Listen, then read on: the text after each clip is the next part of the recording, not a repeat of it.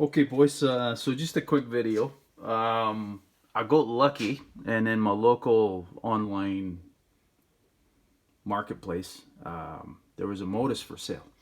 You may have noticed that there was a Modus that featured in a couple of videos I've done recently. That was actually my neighbor's, George. You've seen him in a video in the past. He got his hands on one. He was kind enough to let me use it for a wee while, and I was so impressed by it that I actually bought one. Got lucky, picked up for a wee bit more than a couple of $100 type thing. The reason it was so cheap is it's grossly out of date database wise. So you'd think to yourself, well, what'd you buy that for? That's a waste of money. Oh, is it? The logic for buying this and for buying this are really the same. The capacity of these two tools remains fantastic. The meter function, incredible. The visibility of the digits up for display on the Modus is awesome, in my opinion. And of course, the 4-channel lab scope, incredible. However, I did notice a couple of things that the Modus dropped from the previous generation tooling, the original first gen Vantage. I can't speak to the Vantage Pro, I don't know that tool, but I'd imagine it's probably similar to the Modus.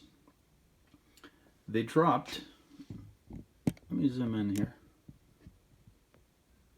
two functions that I found incredibly useful were the graphing meter for the ohms function, where you could actually graph resistance. I thought that was incredible because I'd use this at work on a regular, and continue to use it at work on a regular basis. You know, if you're checking a wiring loom, you could do so by yourself. You'd hook it up to the wire, one end to ground, and you could go looking to see if anything was shorted, or between wires, or whatever case you were ringing out the wires, whatever you wanted to do. So that's a shame that they've actually dropped that. You'll see that that is absent from the list. Don't know if the angle or the lighting's that great there, boys, but yeah, completely absent from the list is the graphing ohms function now. That's a shame. And another thing I noticed that is completely absent is actually the internal capacity to do current. As most of you know, the original Vantage, again, perhaps the Vantage Pro, I don't know, you could actually do current on this as well, internally, without any current clamp. Was still capable of graphing up to 10 amps of current internally. That's why it has the 10 amp fuse, unlike the 5 amp fuse, which is in the Modus, which is there for a completely different reason, right? It protects the tool, not the current circuit.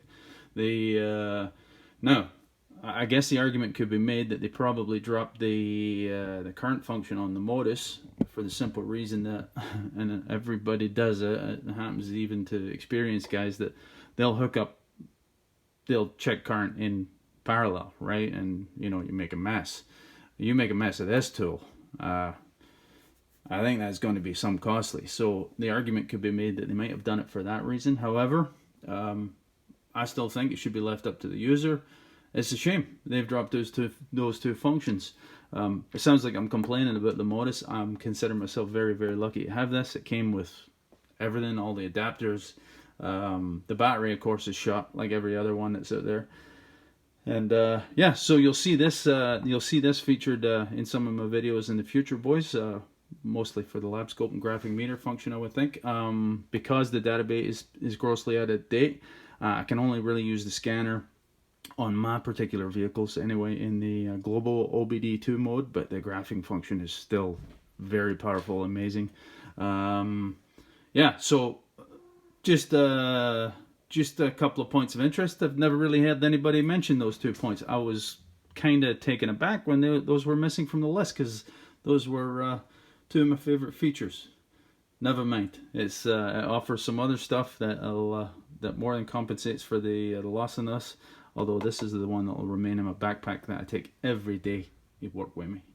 Anyway, just a quick vid there, boys. And oh, for you guys that watch this, that watch my channel, because I use some of the cheaper stuff that's actually out there, the bottom end DIY. I continue to be just a DIY guy. This tool is really way beyond my capacities, to be quite honest. But it was, like I said, cheap enough that I could afford to pick it up. But I'll continue to use the lower end gear because it's better suited for me, for one, and I know some of the other guys that use it. It makes sense. If you're just like myself in a DIY capacity, these kind of deals only come around once in a blue moon. So as I said, it was so cheap I couldn't turn it down. But I will continue to use the lower end stuff because I enjoy it, and it's better suited to the work I do, really, which is just, as I said, full disclosure, DIY. I will mention, I used this, I mentioned this little signal generator box, the little prototype test rig that I actually made up. It proved really useful, actually, in addition to my decade box that I took along with me. When the guy was actually selling this rig, between the two, I could run the lab scope and the graphing meter functions through quite a few tests with just the simple little signal generator and the decade box. Worked it quite well. I'm going to modify this yet again. So I have actually a potentiometer on board that I can use as a form of decade box on board. It's turned out to be very handy indeed. Anyway, that's it, boys. So you'll see the Modus a bit more in the future. Don't worry, I'm not drifting towards higher end tools because no, I have not won the lottery, and I continue to not be able to afford stuff like this. This is an exception, not the rule. That's it, boys. Cheers.